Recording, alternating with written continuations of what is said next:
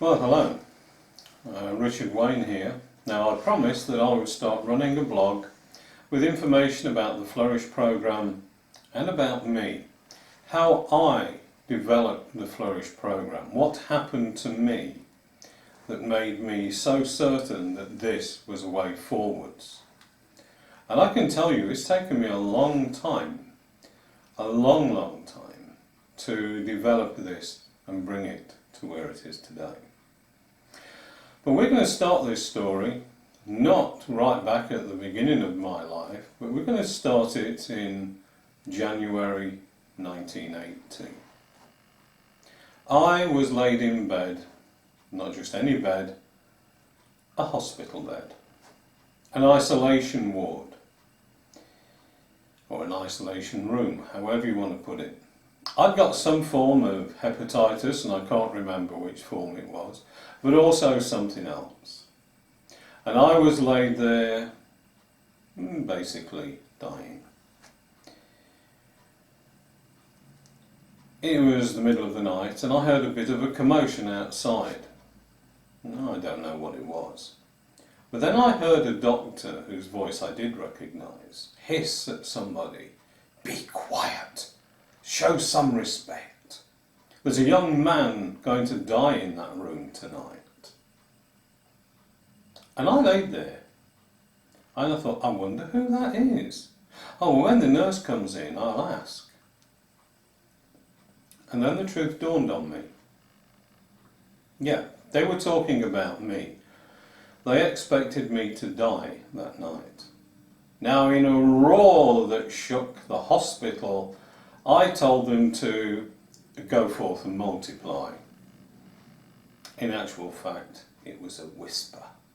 But in my head, it was a roar of defiance I've never let go of. In fact, it's a roar of defiance that's been there ever since the day I was born. I made my mind up there and then not to die. And I didn't. I brought every single bit of my mind, my body, my soul, my spirit, whatever you want to call it, into staying alive, just to prove that doctor wrong. Because somewhere else in my brain, I think I had accepted that I was going to die. But then the very fact that someone told me I was going to wasn't going to happen. And it didn't. I'm still here. Does that illness still affect me? Yes, it did. It affected me in so many different ways, psychologically, but also physiologically. But I had a determination to live. It's not the first time. Because when I was a little one, when I was 5, maybe 6, the trouble is medical records disappear. And so although I've tried to get exact dates for these things, hospitals seem to keep things for about 8 years or maybe less, and things disappear. And also amongst my travels around the country, moving from doctor to doctor, a lot of my early medical notes for the GP have also disappeared. Now, when I was 5, other people say 6, I got run over. Apparently, I stopped at the curb, looked up and down the curb, didn't see this motorbike and sidecar speeding towards me, and decided to run in front of it. Well, it made a bit of a mess of me, especially my head. And I had quite severe brain damage. Now, I'm not criticising people way back in the 1950s, late 1950s, but doctors weren't able to do much for me. I don't think I was expected to live. That was on a Saturday. I was still at the ground on the Wednesday, and on the Thursday I actually said to my mother, I'm getting out of bed and walking. Well, I did get out of bed, and I promptly fell over because I'd got a broken leg that they hadn't even bothered to wrap one of those plaster casts round because they thought I was going to die. I got so uptight about that as a kid, and I think my mum and dad were also quite uptight. But on the Saturday, I decided to leave the hospital. Now I'll say that again, I'm 5 or 6 years old, and I'm telling my mum and dad, I'm all right, I'm leaving the hospital. Well, I still have a great big scar and dent in the back of the head, and it did affect me. There's no doubt about it that it affected my coordination. Apparently I used to be very coordinated. No, I'm not the best coordinated person around. Some people would say I'm slightly clumsy. But it also affected me mentally. My handwriting went out the window, and my ability to do maths, or sums as they were in those days, suddenly fell. And then a year and 4 days later, let's say I was either 6 or 7, the local bully, 13-year-old boy named Robert, forced me into a corner. It was a lunchtime, and in those days I came home from school for lunch. I was in the front garden, whatever I was doing, I don't know. He had a toy bow and arrow, but in those days toy bows and arrows were almost like real bows and arrows. It's just that the arrows had little suction cups.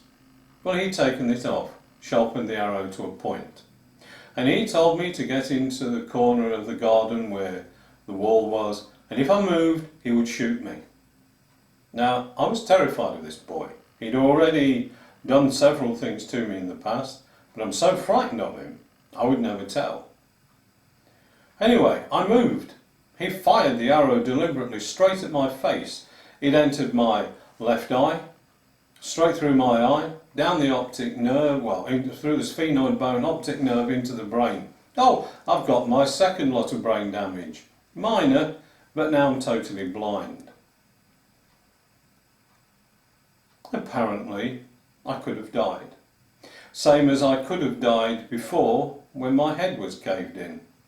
And in actual fact, I've nearly died 3 times with something called angioedema, where my mouth and throat swollen so fast I've had to be intubated. In fact, there's a couple of other times I've had close calls as well. So somebody upstairs is looking after me. However, at each of these times I've made the decision I'm not going to die. Now, by sheer happen chance, maybe Mother Nature protected me, maybe Mother Nature wouldn't let me die. Either way, I was determined I wasn't going to die. And I must say, I was actually in Nottingham Eye Hospital for 6 weeks because of the infections in this eye. And I was, very seriously ill with infection and various things for a long time. But I wasn't going to die. I'd already made up my mind that I wasn't going to die. And there's just something about that mindset of being able to get over huge adversity and decide your own fate. Even as a child, I was making those decisions. But let's come back to 1980.